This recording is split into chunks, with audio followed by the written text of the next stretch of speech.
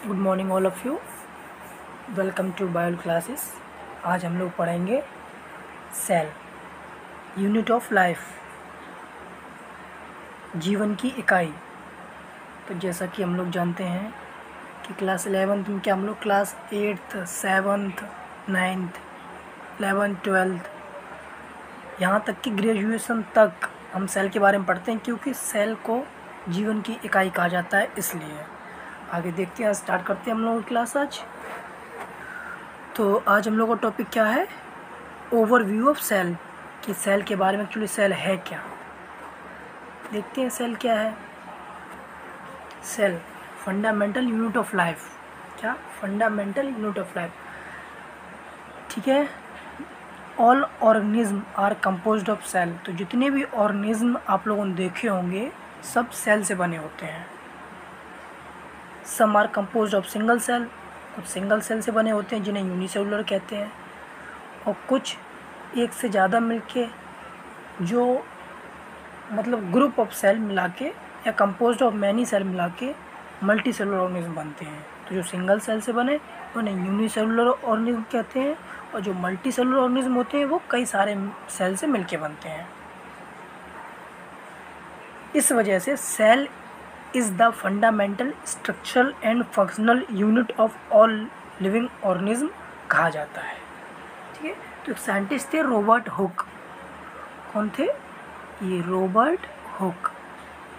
An English scientist observed a thin slice of cork under the microscope. तो इन्होंने microscope में एक cork की स्लाइस देखी थी। ठीक है। Thin slice of cork, a thin slice of cork under the microscope in 1665। Question आता है ये कि कौन से सन में रॉबर्ट हुक ने किसकी सेल की खोज की थी। तो यानी 1665 में माइक्रोस्कोप में इन्होंने कॉर्क के अंदर सेल को देखा था, डेड सेल को। ठीक है। He describe small space surround by wall and named them cell. मतलब इस तरीके से इन्होंने सेल देखा होगा। छत्ता होता है उसका, किसका? मधुमक्खी का।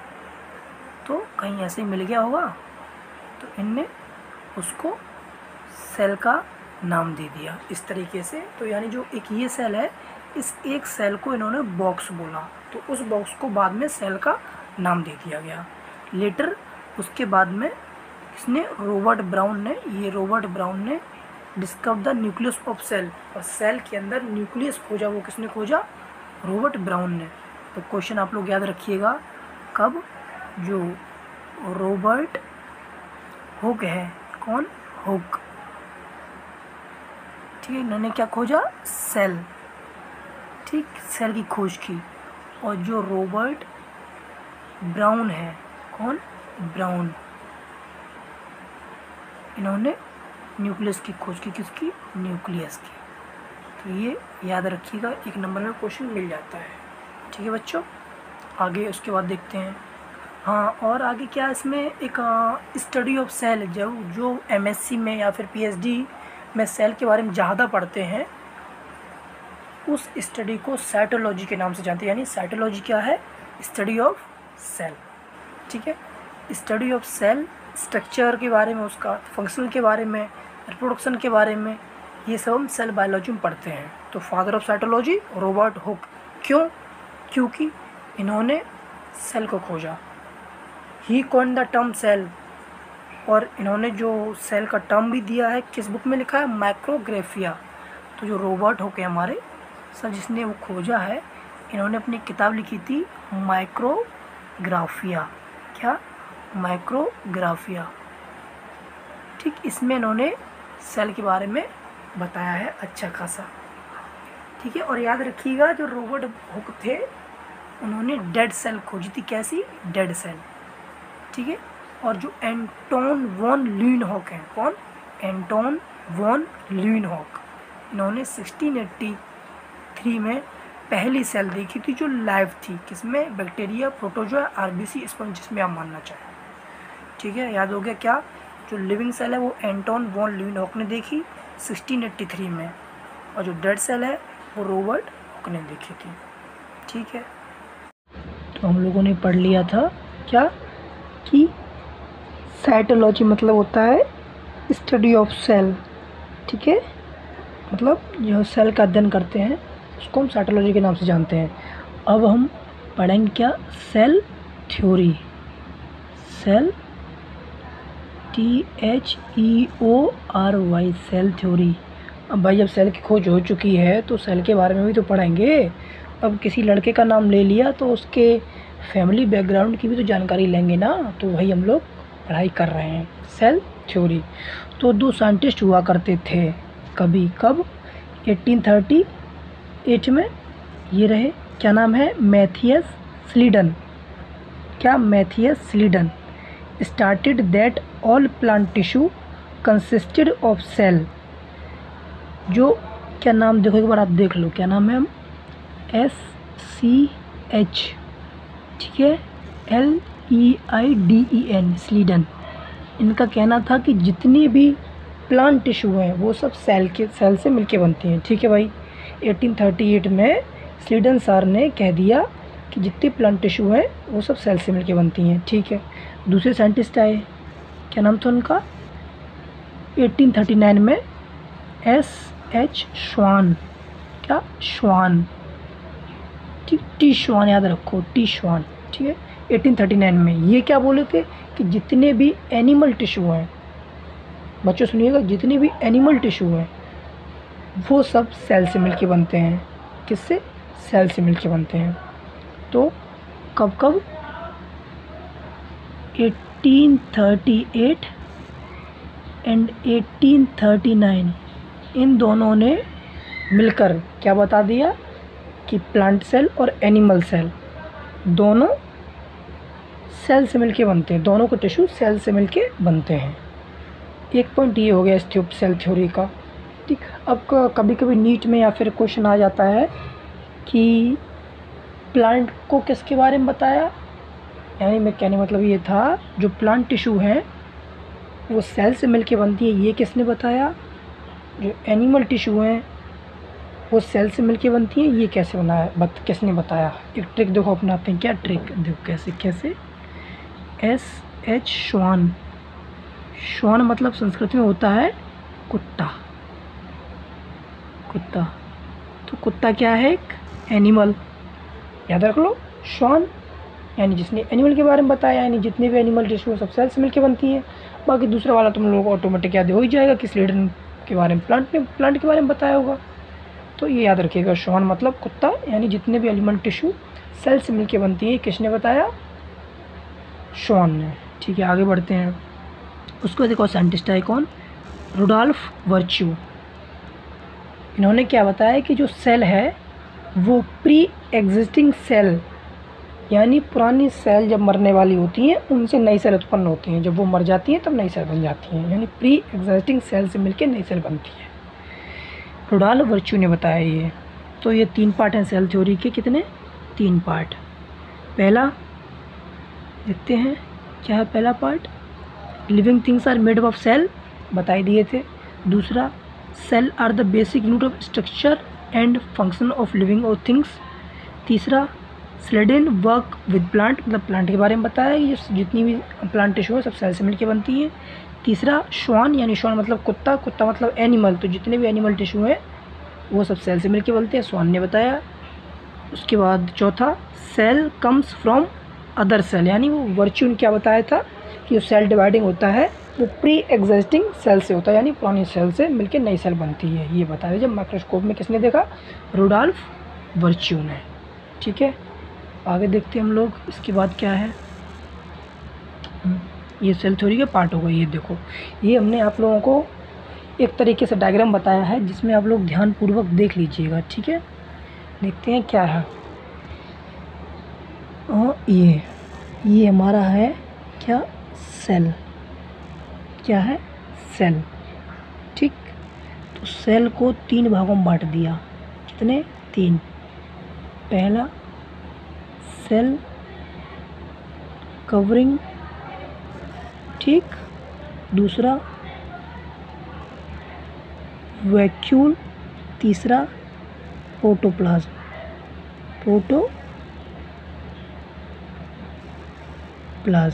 इतना आप लोग याद रखिए, इतना चाहिए, इतना याद रखिए पहले, क्या कि सेल को 3 भागों में बांट दिया, सेल कवरिंग,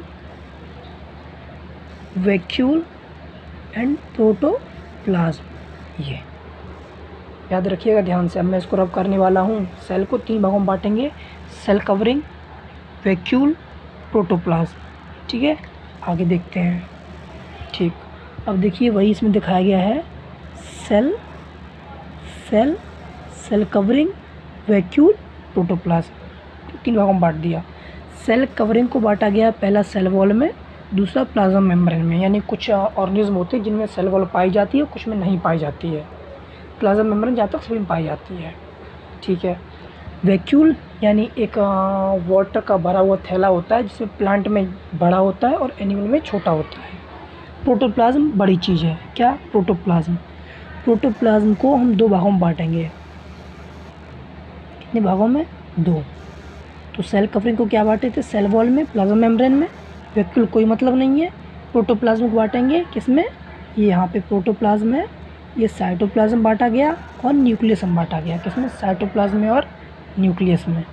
ठीक है, न्यूक्लियस को 2 भागों में बांटा गया है। किसमें? न्यूक्लियस को यूकारियोटिक में और प्रोकारियोटिक में। किसमें? यूकारियोटिक और प्रोकारियोटिक में। इसको मैं दोबारा मतलब एक डायग्राम से बता देता हूँ क्योंकि ज़रूरी है थोड़ा। ठीक है, क्या था? Protoplasm, protoplasm. ठीक है, प्रोटोप्लाज्म कितने भागों में? 2। किसमें? साइटोप्लाज्म और न्यूक्लियस।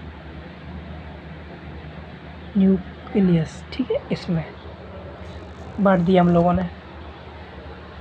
अब साइटोप्लाज्म में बांटेंगे। ठीक है, अगर थोड़ा बड़ा हो रहा है, नीचे वाले से ही समझते हैं।